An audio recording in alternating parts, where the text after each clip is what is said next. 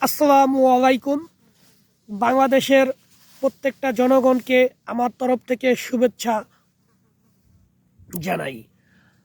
আমার একটি কথা হচ্ছে, আমি বাংলাদেশ আইন শৃঙ্খলাকে প্রচুর পরিমাণ শ্রদ্ধা এবং সম্মান করি। আমি বিশ্বাস করি বাংলাদেশের আইন শৃঙ্খলার মাধ্যমেই আমরা প্রত্যেকটা জনগণ নিরাপদ থাকতে পারবো। আমি আরও বিশ্বাস করি বাংলাদেশ আইন শৃঙ্খলার প্রত্যেকটা সংগ্রামী প্রশাসনের লোকদের অত্যন্ত প্রচেষ্টার কারণেই আমরা আজকে নিরাপদ আছি।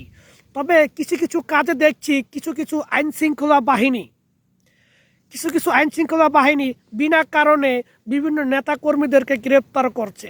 নেতাকর্মীদেরকে পাচ্ছে না, তারা ধরে নিয়ে যাচ্ছে তার স্ত্রীকে, তার বাবাকে, তার সন্তানকে, তার মেয়েকে, তার ভাইকে।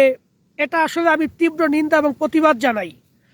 আমি এটা বলতে চাই, যে পুলিশ বিনা কারণে অযথা একটি নেতাকর্মীকে গ্রেপ্তার করবে, সে পুলিশ কিভাবে রাস্তায় হাঁটে আমরা সেটা দেখে নিব।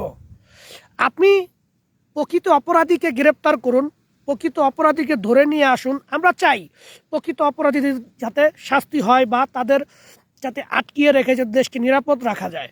কিন্তু অন্যায় অবিচার কারণে অন্য একটি উস্কানিমূলক কাজে আপনারা একটা মানুষকে ধরে নিয়ে আসবেন, তাকে ঘরে ঘুমাতে দিবেন না, তাকে ঘরে সঠিকভাবে রাখতে দিবেন না। হ্যাঁ, আপনাদের কারণে তারা হিমশিম হয়ে থাকবে, আপনাদের কারণে তারা বাস্তরা জীবনযাপন করবে। তারপর আপনারা তাকে ধরে আনবেন, ধরতে পারবেন। আপনারা এবার একটা বিনা কারণে একজন মানুষকে ধরে নিয়ে আসতে পারবেন। কিন্তু আপনারা যে রাস্তায় থাকবেন, আপনিও কোনো না কোনো মায়ের সন্তান, আপনি আরেক মায়ের সন্তানকে ধরে নিয়ে এসে নির্যাতন করবেন, আর আপনি রাস্তার মধ্যে হাঁটবেন। কিভাবে আপনি হাঁটবেন সেটা আমরা দেখে নিব। তাই বলতাছি, সম্মানিত পুলিশ প্রশাসনকে বলতাছি, যারা সম্মানিত আমরা তাদেরকে সম্মান জানাই।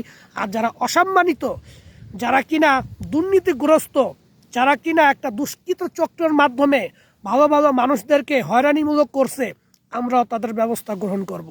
এই বলে আমি আমার বক্তব্য শেষ করছি।